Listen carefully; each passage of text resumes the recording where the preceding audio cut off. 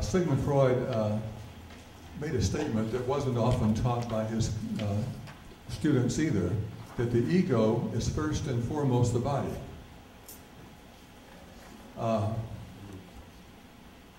Other people more recently have referred to the body as the subconscious mind, such as Candace Pert, who refers to it that way. Basically, what we would see then is the body is a symbol of separateness. It's that part which makes us seem like we're separate from each other. We all came in here in separate bodies, right? We're sitting in separate chairs here, like a bunch of separate identities. We're all going to leave and go to our separate places of abode, and we're going to carry on with our existence and our illusion of being separate. Yet, as Einstein reminds us, that's an optical illusion, that we are separate. So, one thing we have to do is begin to work with that illusion, and how do we work with that? Because what I call the ego mind, then, is that part of us that wants to keep that illusion of separateness alive. And one way it does that is to make the body very real and pronounced, so that everything that it does and feels and thinks is really the be-all, end-all. Hence, we spend most of our hours of every day doing something for the body, don't we? We work so we can clothe it, so we can house it, so we can feed it, so we can dress it, so we can decorate it, so we can use it as a lure to attract somebody else, and on it goes, don't we? How much of our energy is spent supporting this illusion of separateness? It's quite amazing. So, anyway, another way the ego mind uses the body for its purpose to keep us separated from Source is to take our past pains and to use those to bring them into the present, to destroy our joy now, and to project fears of repetition of that into the future.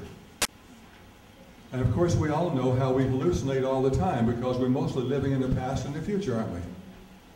So basically, we live in one state of hallucination most of the time. Because how often are we here in that presence?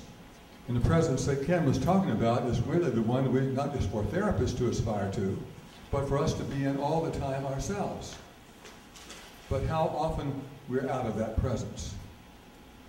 So, one thing that the ego mind does then, this is my interest in neuropsychology, the ego mind uses our limbic system to encode pieces of information about our past pains, to keep them there present, to get excited by anything that reminds us of it, so we can secrete our stress hormones, go actively into fight, flight, or shutdown mode, and stay in misery and pain, right? Then if we go into that mode, it's hard to do anything else. It's hard to think rationally. It's hard to stay healthy physically, because we literally constrict the blood flow from our frontal lobes where we can think rationally. It's literally constricted and starves that part of our brains and shifts back to the limbic system for survival. Then along with that, it does one more thing. It constricts blood flow to our limbs from our digestive system and takes it to our limbs so we can go into flight or fight if we need to.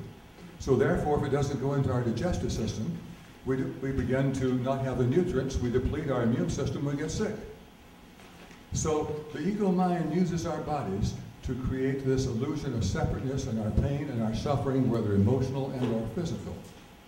So how do we break into that? We need to deal then with these traumas or these painful experiences, and the question is how? One thing we know from a lot of study now, we used to think, I know most of my experience throughout the years was some form of talking therapy.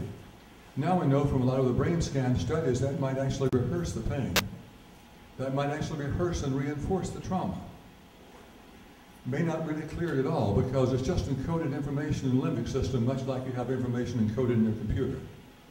If that's not dealt with in some form or fashion, we'll keep getting a replay of that. Out of that, you'll see from the little diagram there, from those painful experiences, the inner circle there in the diagram, it shoots right down into that circle and starts it off. And then those painful experiences, we have conclusions we draw, which are belief systems.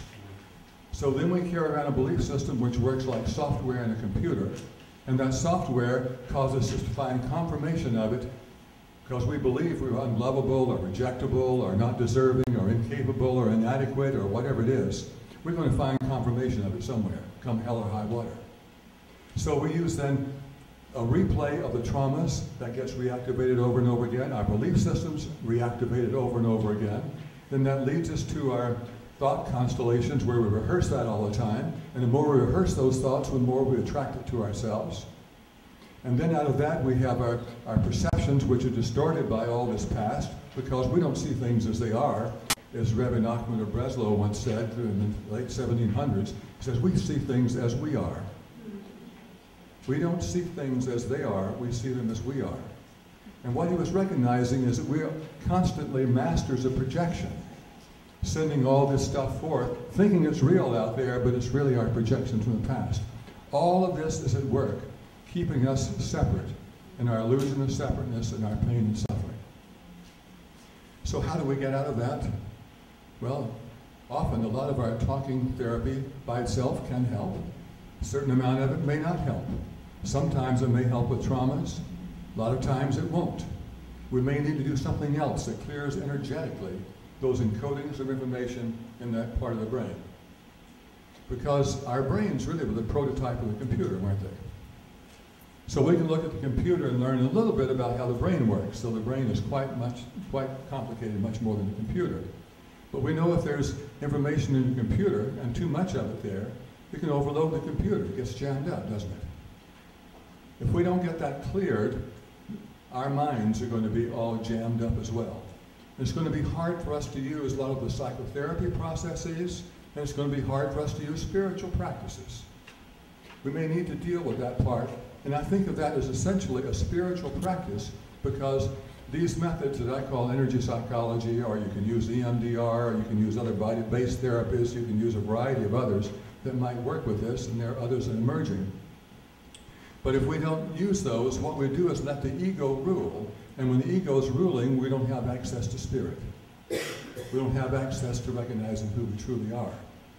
So that's why I think we need to deal with things comprehensively in order to be effective in our work, and also maybe to save a lot of time. Because we've often been led to believe by the traditional psychoanalysts where I was trained that change has to take a real long time. Has to take decades. And then you only get so far.